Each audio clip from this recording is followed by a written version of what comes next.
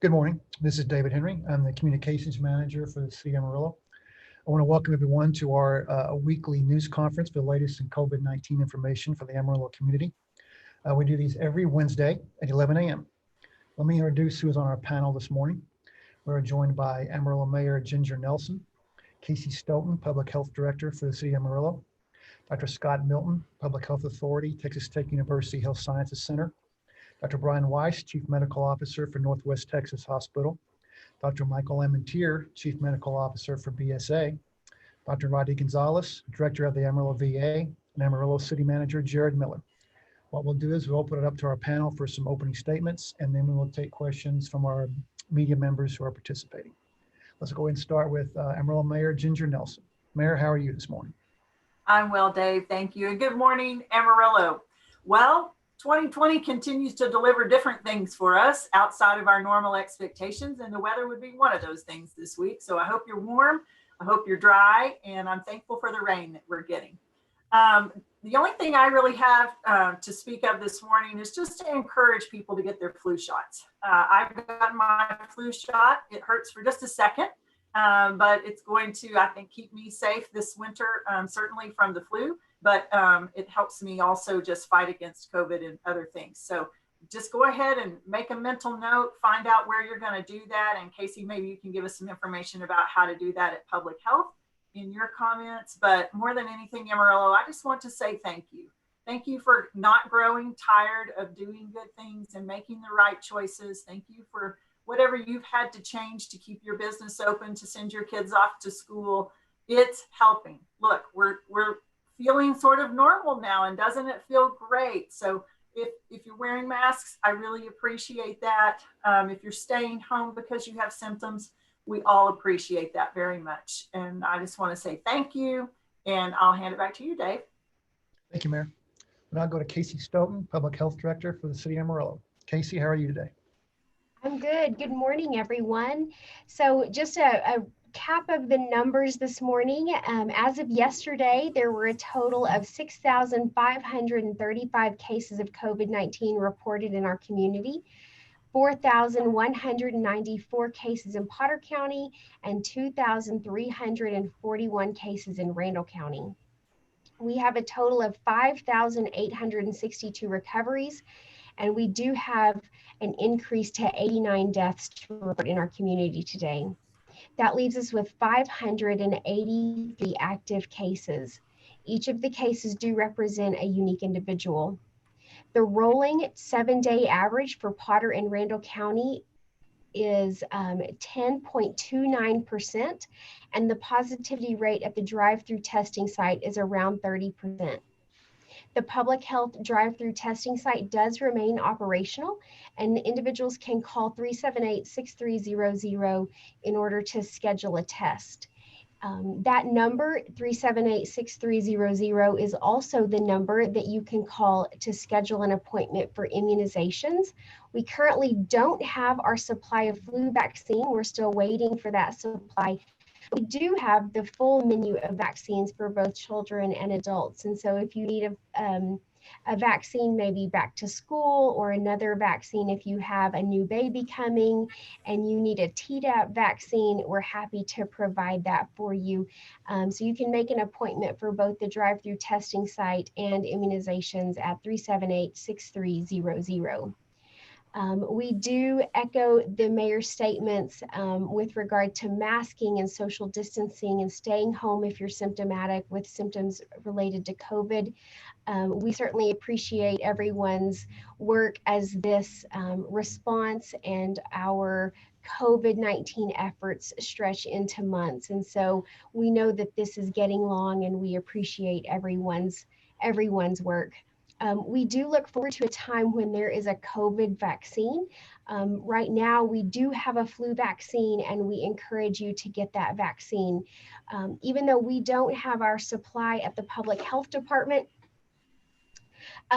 we have lots and lots of places in our community where you can get that, including your doctor's office, local pharmacies like CVS, Walgreens, United. All of the local pharmacies will have their supplies. So check for availability, and then we'll have our supply, and I'll let you know as soon as we do here on our news conferences. That's all I have today, Dave. Thank you. Thank you, Casie. Let's now go to Dr. Scott Milton, Public Health Authority, Texas State University Health Sciences Center. Dr. Milton, how are you?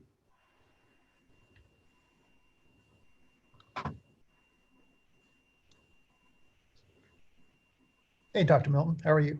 There we go. Can you There hear we me? go. Yes, Yeah. we can. How are you? Good, good. I'm good.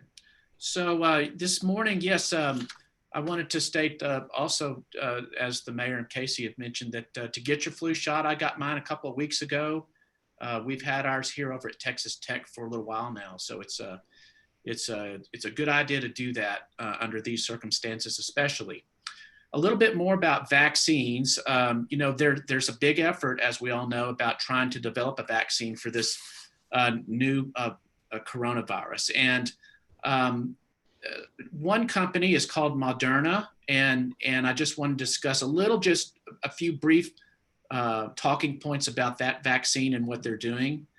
They're enrolling up to 30,000 people over 89 sites, and seem to be in the latter stages of their phase 3 trials. This type of vaccine, this technology, is what we call an mRNA, or a messenger RNA. And that technology has actually been around 25 or 30 years. There's advantages to each of these technologies, but specifically this type of vaccine has a high potency. It's apparently the capacity to develop rapid development is there, and there's a potential that it has a potential low cost and safe administration. As I said, they're in the phase 3 trial, and essentially what they're doing when they're in their phase 3 of their trial, they're going to give what we call a blinded study, which means that half receive the vaccine and half receive a placebo. But that's blinded. In other words, the people don't know whether they're receiving the placebo or receiving the vaccine. And then those individuals are followed for complications. Within the last 24 hours, there was another company called AstraZeneca who's also conducting a vaccine trial. And you may have read that there was one complication apparently that occurred in one of the patients or one of the volunteers who received the vaccine. That's being investigated by now. And I think it's an example of how so much care is put into the safety of these vaccines to try to ensure the public that you're going to get a safe and effective product. So as time goes on, there'll be other vaccines that I'll try to briefly talk about and give us updates. And that's all I have this morning, Dave. Thank you. Thank you, Dr. Milton. We'll now go to Dr. Brian Weis, Chief Medical Officer for Northwest Texas Hospital. Dr. Weis, how are you today? I'm cold, Dave. I don't know if you turn off summer so quickly. But anyway, I want to make another case for wearing a mask. As I realized this morning, wearing a mask is a great way to keep your face warm when the wind is chilly. So all more reasons why masks should be worn as we fall headlong into winter already. So September 18th is going to mark the 6-month mark of our first positive at Northwest. And you think about how dramatic the changes in this world have been in the last 6 months, but also think about how much we've learned about this virus, and as Dr. Milton talked about, and Dr. Lamentier and I have talked a lot about being part of these consensus groups, and these are groups that mostly on our corporate structures where we are talking to other healthcare providers and experts around the country as what is the best evidence as to how to best take care of patients with COVID-19. And I was on one of these last week, and one thing is across the country, everyone said that no role for hydroxychloroquine in the treatment of people with COVID-19. I think that's a done deal. But we talked about remdesivir, and this is a drug that we keep bringing up as a treatment for patients with COVID-19. It was interesting, the same experience that was seen by my colleagues around the country, which is the sooner you start this drug in people who are diagnosed with COVID-19, the better off they do, and the more effect you get out of the medication. And so much so that the government has now said that they recommend starting this drug not only in people who are diagnosed with COVID-19 based on a test, but those who are suspected to have COVID-19. What that means is in the last 6 months, we have been able to recognize almost a case definition of what is COVID-19. And I know Dr. Milton sees this every day, but based on diagnostic imaging, CT scans, and labs, we can essentially say this is COVID-19, even without a test. And sometimes it takes us several tests before that patient is confirmed positive. So we now know that if we can start the remdesivir, even on the suspicion of COVID-19, a lot of times we can end the treatment within 5 days and see a significant clinical improvement. So it's kind of changing the way we're using this drug at this point. In terms of our numbers at Northwest, we have 18 positives. So we continue to drop by 1 or 2 positives every day throughout the last 3 weeks. We have 6 patients in the ICU and 3 of them are on ventilators. Right now, we're using 25% of our ventilators in the hospital. A question came up last week, are we seeing any children or an increase in children with COVID-19? Right now, we have no children with COVID-19 in the hospital. We have seen an uptick in our employees, though, that are testing positive. And most of these are employees that are either getting it from the community or actually seeing employee-to-employee spread. So that's been more of a challenge as we had to quarantine more of our staff from some of those positives. In terms of remdesivir, we have enough to treat about 80 patients right now for 5-day courses of the medication. So we're doing very well on remdesivir. We're doing very well on PPE. No concerns there. We've been hoarding PPE the entire summer. So we're ready for the fall here. Visitation, right now we're allowing 2 visitors per room between the hours of 8 a.m. and 8 p.m. And I think that's critical. Like I say, again, we know how stressful it is for patients and families when they cannot be with their loved ones who are in the hospital. Testing, we've gone to multiple modalities. We're still doing the PCR testing. And now we're trying to move to that antigen testing I've talked about the last couple of weeks, so we can test every person that is admitted to the hospital or is getting a procedure in the hospital to make sure we're not missing anyone that might be an asymptomatic person with COVID-19. And I want to reemphasize flu shots as the mayor has and Casie. One last thing is, we've seen multiple articles and stories about how challenging the last 6 months have been for many people in terms of their jobs, their well-being, being isolated. And we know that this has effects on mental health. September is Suicide Prevention Awareness Month. And this is critical. It could not come at probably a better time. Tomorrow is actually the National Day of Suicide Prevention. And we do want to note that we will be showing an interview with Dr. Garcia, who's the medical director of the Pavilion, tomorrow night at 6 p.m. on our Facebook page to mark the day of suicide prevention. And Dr. Garcia has some incredible insights into how we can help each other maintain our mental health and prevent such a catastrophic act as suicide. So that's all I have for this morning. Thank you. Thank you, Dr. Weis. We're now going to Dr. Michael Lementier, Chief Medical Officer for BSA. Dr. Lementier, how are you? I'm doing well. Thank you and good morning. I think the update for BSA is how I'll start today in terms of our statistics. We have 24 patients in-house currently that are confirmed COVID positive. We've hovered really over the past week or so with 27 to 29 inpatients. We'd have a couple of discharges matched with a couple of admissions and really have held steady at that number. 17 of our 24 patients are currently in the ICU, and of those 17, 5 are on the ventilator. We are still attempting to utilize a non-invasive approach to supply patients with higher flow rates of oxygen as much as possible until they must go on the vent, which has been our strategy for some time now, and it is working fairly well for some patients who can avoid mechanical ventilation. We've done now 8,728 total tests as of early this morning since the outset of the pandemic, and about a 17% overall positivity rate on those tests since the beginning. Those rates fluctuate month to month. July was a high month for us in terms of positives, about 20%. August was down lower in that 13 to 14% range, and we'll see where we end up in September as we start to encroach flu season. We now have also admitted over 500 unique COVID patients here at BSA since the outset of the pandemic. And that just, I think speaks to the significant number that our staff has been able to manage well. And again, the majority of those patients have done well and have survived. We unfortunately have certainly suffered some deaths here as we have throughout the nation. And that is to be expected, I think, for patients that get severe disease. Some of them will not recover, obviously. I think that I'd like to echo some of the comments made by our other health professionals today, and that is that number one, flu shot's critical.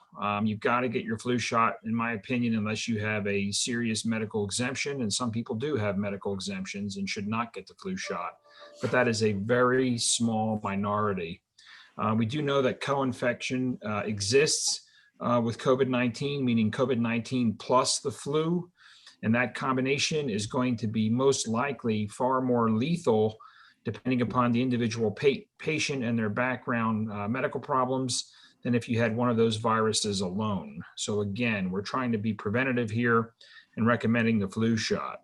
You cannot get the flu from the flu shot. I know you hear that every day from your physicians and other healthcare workers. You may get a local reaction is the most you would get. Very rarely patients would get an anaphylactic reaction, which is more severe. But please don't let those myths about the flu shot prevent you from getting one. I mentioned last week the Regeneron trial, which is a drug we're in a very, I think, critical trial here to see whether or not this monoclonal antibody against the spike protein of coronavirus is going to potentially be an effective therapy. So far, we've enrolled 7 patients in that trial, as I've discussed with our lead physician over that investigation. And so far, no deaths for patients that have received the medication. Too early to know whether or not, again, we're going to have a good result with this medication, but we did have one dramatic recovery with one patient. That could be a placebo the patient got, we don't know. Similar to really the vaccine scenario that Dr. Milton mentioned, one complication does not mean that certainly that vaccine trial is not going to be a good result. Briefly on vaccines for COVID-19, I appreciate Dr. Milton's comments today. The only thing I would add to that is that there have been some comments that we've seen in the press and elsewhere about folks that have gotten infected with COVID-19 and saying that, those individuals would be some of the first ones to say, I would not want a vaccine, would not get a vaccine. We don't know enough yet about whether or not the immunity that is generated from COVID-19 is worthy of giving you adequate protection, meaning vaccines are designed to give a hyperimmune response that causes a much more brisk development of antibodies than just natural infection. So we should not rule out people that have had previous infection. Once we get a vaccine that's been tested and shown to be safe, should also be considered for those individuals who have been infected. And the last thing I'll say is that I agree with Dr. Weis in terms of the remdesivir comments. The scope of people we can treat has been expanded. We've now treated almost 100 patients at BSA with remdesivir. We are following the FDA guidelines regarding expanded use for hospitalized patients. And then lastly, the other drug that we mentioned that we're utilizing is dexamethasone, which is a systemic steroid.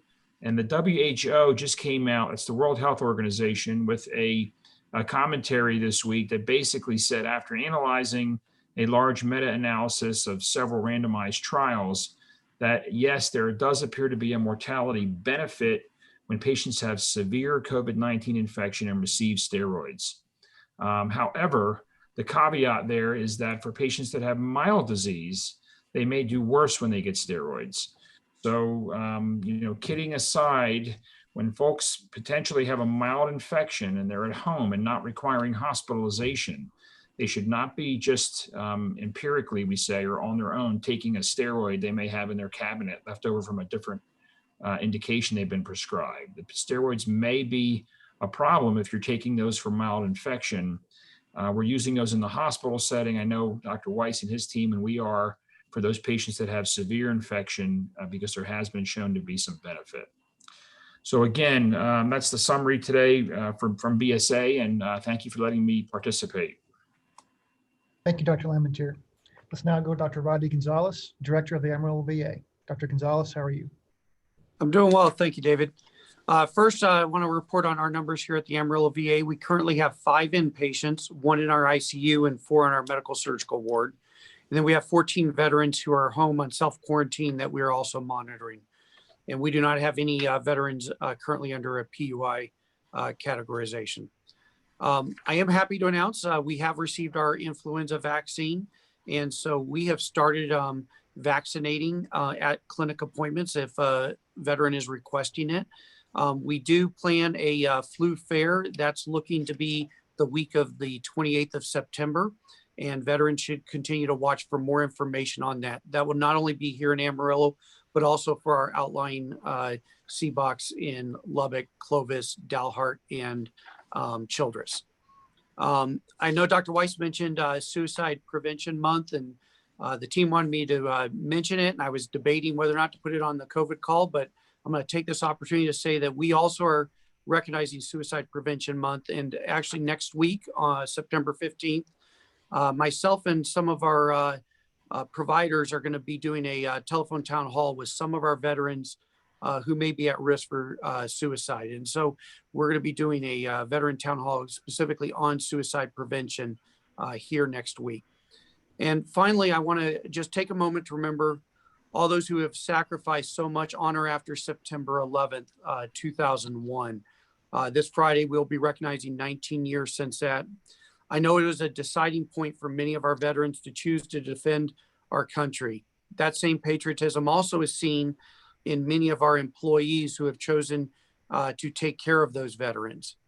As an Operation Iraqi Freedom veteran who is deployed supporting fighting terrorism, I know it's important to take a moment to honor our fallen heroes from that day and those who have given their lives in the years that followed that tragedy. And so I ask each of you to just take a moment on Friday and just remember those that are serving and those that have served our country. And I'd like to thank once again the City of Amarillo for this opportunity to speak to our community and my fellow veterans. Thank you, Dr. Gonzalez. Let's now go to Jared Miller, City Manager for Amarillo. Jared, how are you? Thanks, Dave. Doing good. Thank you. And well said, Dr. Gonzalez. I want to remind everyone that the drive-through testing center is open, remains open. If you feel sick and you have symptoms you think might be COVID, call the public health hotline at 378-6300 to be screened for the drive-through testing center. The city still remains under, and the whole state still remains under the governor's executive orders GA-28 and GA-29. We can go over those extremely briefly and then touch on one more item. GA-28 stipulates that there's no occupancy limits on a number of services, and those include essential critical infrastructure, religious services, local government operations, child care services, youth camps, recreational sports programs for youth and adults. We have 50% occupancy limits on outdoor areas, events, and establishments for professional, collegiate, or similar sporting events, amusement parks, swimming pools, water parks, museums, libraries, zoos, aquariums, and rodeos and equestrian events that are outdoor. We also have every other business is limited to no more than 50% of their capacity. The only exception to that is bars. They're still closed. However, I'll touch base on that just a little bit more later on. GA-29 is an additional executive order put out by the governor requiring that everyone wear masks in certain situations, face coverings. So that stipulates that every person shall wear a face covering over the nose and mouth when inside a commercial entity or other building or space open to the public, or when in outdoor spaces, wherever it's not feasible to maintain 6 feet of social distancing from another person not in the same household. There's a number of exceptions to the face mask requirement, but that is very much an exception to the rule. Finally, I mentioned that bars were still closed. However, the governor has directed the Texas Alcoholic Beverage Commission to make possible for bars to continue to operate. So the Texas Alcoholic Beverage Commission put out an industry notice dated August 25th, so not long ago, allowing bars to temporarily operate as a restaurant during the COVID-19 pandemic. To that end, the Amarillo Area Public Health District has issued interim rules for TABC licensed bars wanting to modify operations. Key takeaway is that our goal and environmental health's goal is to be as flexible as possible in coordination with the TABC to allow bars to operate as a restaurant if they so choose. We're working with a number of bars right now to do that, and we continue to be open and available to assist any bar that wants to look into that and wants to go through it the most efficient way possible. So we want to provide that assistance and guidance as requested and as needed. That's all I have, Dave. Thank you, Jared. At this time, we're now going to go to members of our media. If you have a question for an individual panel member, that's perfectly fine. Or you have a question for the entire panel as a whole, you may go ahead and do that. Let's start with David Gay of Amarillo Globe News. David, how are you this morning?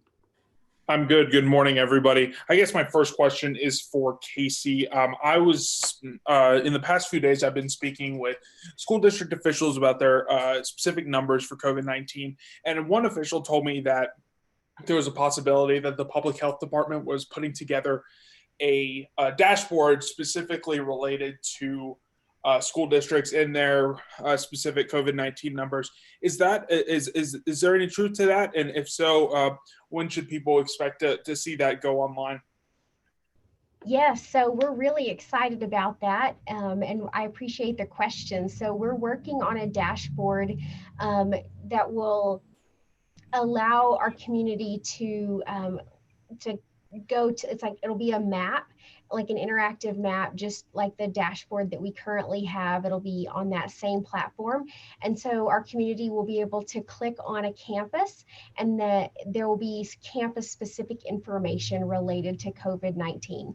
And so we're working out those kinks now, and our IT department and our staff are developing that. And I anticipate maybe in the next week or so. Yes, and so we'll have more information about that as soon as it's rolled out. And just to follow up, a couple follow-ups on that, will that include all 5 districts in the Potter-Randall County area? Yes, sir, it will. And then any higher education institutions or just the districts? Right now, it will just be the ISDs, and then we hope to have the higher education, but that's a little more complicated. And so right now we'll just have the ISDs. And the last question I have on this is how often will it be updated? Will it be updated once a week? Will it be updated once or constantly as cases come in? And will it go along with the report card sent out every day? So that will be, and that's another great question. So that will be updated daily with our report card and the update to the dashboard. Okay, fantastic. So at that 2:30 time frame.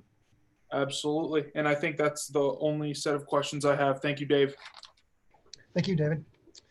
Let's now go to, if I'm not mistaken, Vanya Patino of News Channel 10. How are you this morning? Sorry, Dave, it's Kevin Welch today.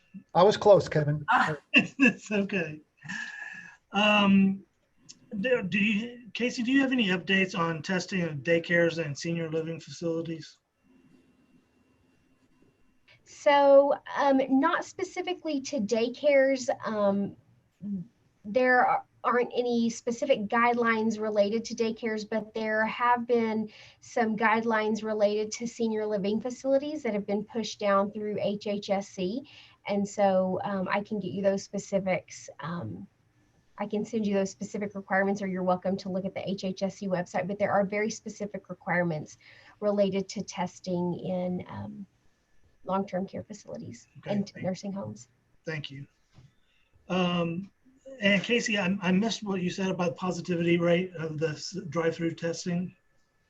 Could you tell me what? So it's around 30% currently. 30%. And Dr. Weis, what about at Northwest? What's the positivity rate there? Boy, I wish I could give you an exact number. We continue to get somewhere between typically about 4 and 8 positives a day. So I can tell you at the height of when we're seeing the high percentage, it was typically 10 to 14 a day. So 4 to 8 right now, but still seeing positives. Thankfully, not really translating into hospitalizations though. These are all patients who are going home and doing okay in the outpatient setting. Okay. And Mayor, has your office or you been in contact with the governor's office about relaxing restrictions? Actually, the West Texas Mayor's Coalition is setting a meeting with the governor, hopefully in the next week sometime. I fired off some dates that would work on my calendar just 2 days ago. So yes, I'm hoping that we will have a chance to visit with the governor, get his feelings on where he is, and let him know that West Texas is not Houston. West Texas is not the Metroplex. West Texas numbers seem to be plateaued, and we would like for that to be considered in how he's issued his orders. Now they're statewide, At times he has shown county by county. We were one of those counties where he held us back, didn't open us because our numbers were different than the rest of the state. So I think I'm looking forward to that conversation. And hopefully it will mean that West Texas will get a different look than what the entire state's getting. Okay. And Dr. Milton, you said that you got your flu shot already. I've heard different accounts about timing so that you come out with immunity at the end of this flu season. Do you have any recommendations on timing of getting them, or just get them now? I would recommend go ahead and getting them now because of COVID, and we've had some well-documented cases in the spring of both influenza and COVID, and that seems to be a real entity. So I think in terms of immunity, it's typically thought that a flu shot you're going to have immunity at least 3 to 4 months, and but I think under these circumstances, it's better to go ahead and get that now. Okay, thank you all. That's it. Thank you, Kevin. Let's now go to, if I'm not mistaken this time, Aaron Langston of KEMR Channel 4. Aaron, how are you this morning?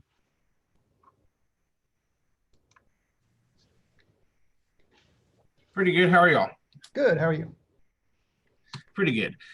First question. Now that school is back in session, are we seeing more pediatric testing happening at the drive-through or the hospitals or anywhere that would be reporting?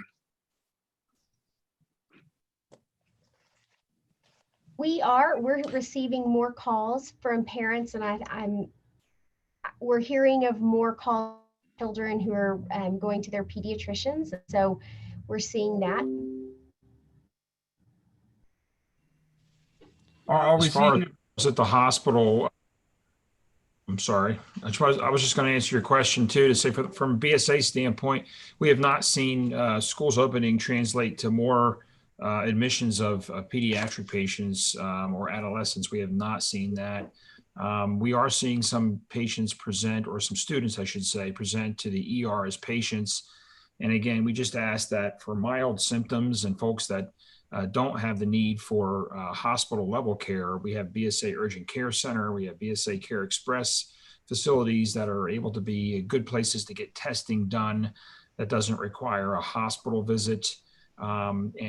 Again, obviously, as mentioned by Jared and Casie, the city testing site also is available. Yeah, I would say the same thing in Northwest. We are seeing a number of kids coming to our freestanding emergency rooms. Again, a lot of them having sniffles or just some minor symptoms, and the school is being cautious in terms of saying the child has to be tested, or an alternative diagnosis for their further health changes has to be given before they can return to school. So we're seeing more of it, but again, as we talked about, no admissions to the hospital. All righty. And with the increase in testing at the drive-through facility, are we seeing more pediatric positives from that testing yet, or is it still about where it was? So we are seeing an increase in cases, and we'll be glad to be able to provide that information dashboard once that is live. All righty. And next question, are we still seeing positive cases with our first responders, with the city, with police and fire and that? We do have some.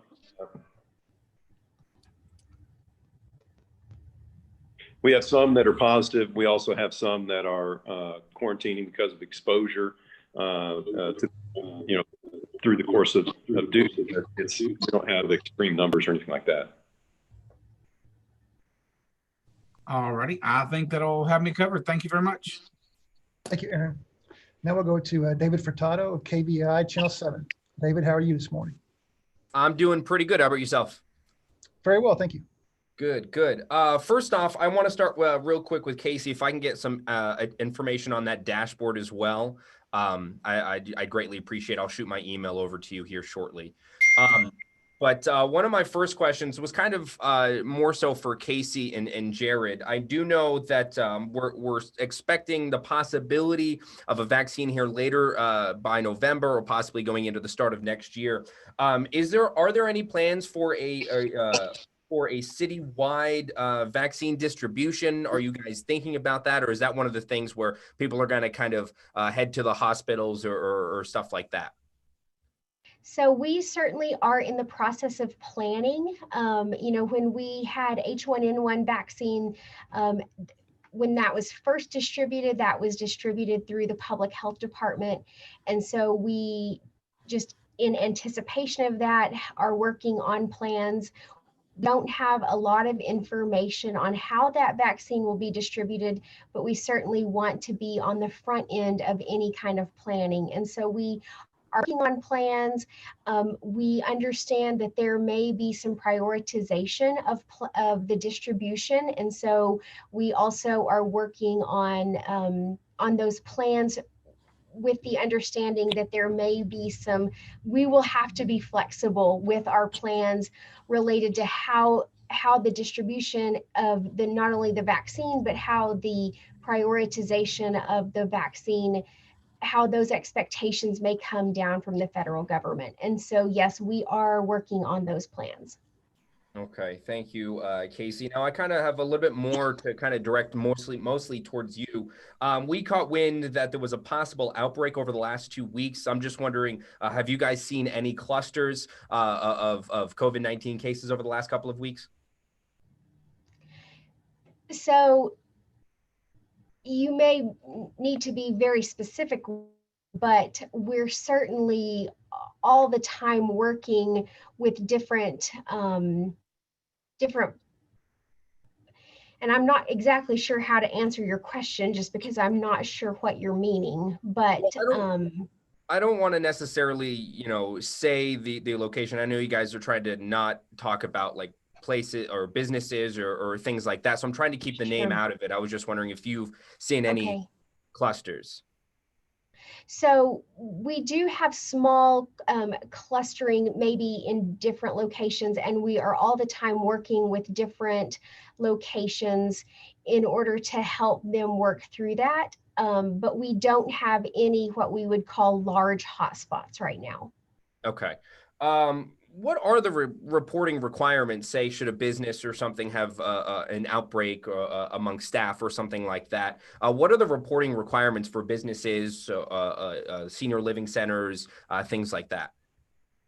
So it may be different for different types of businesses, but there are like licensed facilities have different types of requirements with reporting, and they may have regulatory agencies that they need to work with as well. Okay. And obviously when you get reports, you're made aware of where these locations are, correct? Correct. Okay. And I don't really have any additional questions besides the fact that I saw an opinion article recently that said that a couple of doctors wrote that said this flu season could be a nightmarish scenario. And I'm kind of directing this towards the doctors on the panel. Do you feel that we could potentially see a nightmarish scenario, to quote that article, upcoming in this flu season amid this pandemic as well?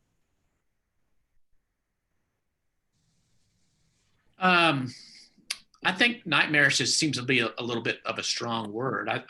We're trained as health professionals to worry, so we're always kind of worried about that. But I think a nightmarish seems to be a little harsh. Certainly, we need to do these preventative things that we keep talking about here: is get your flu shot and continue to practice social distancing. I wonder if that's going to help with influenza transmission too, if we're able to practice social distancing. It probably will. So we'll see. But I'm more optimistic than a catastrophe. Okay. That's all I have for questions. I appreciate you taking the time. Unless anybody else had an answer for that as well. I just said I would agree, Dr. Milton. I think the variable we can't know yet is are the precautions we're taking for COVID-19 going to mitigate a lot of the spread of influenza? The hope is yes. I think that would be very interesting if possibly that we could prevent both these viruses from rampant spreading by just doing everything the mayor and Dr. Rodney talked about, the mask, distancing, and hand hygiene, which prevents flu too. Yeah. All right, super. Thank you guys so much. I appreciate your time. I agree. Thank you, David. Sure. This time, this concludes our weekly news conference for latest in COVID-19 information. Once again, I'm David Henry. I'm the Communications Manager for the City of Amarillo.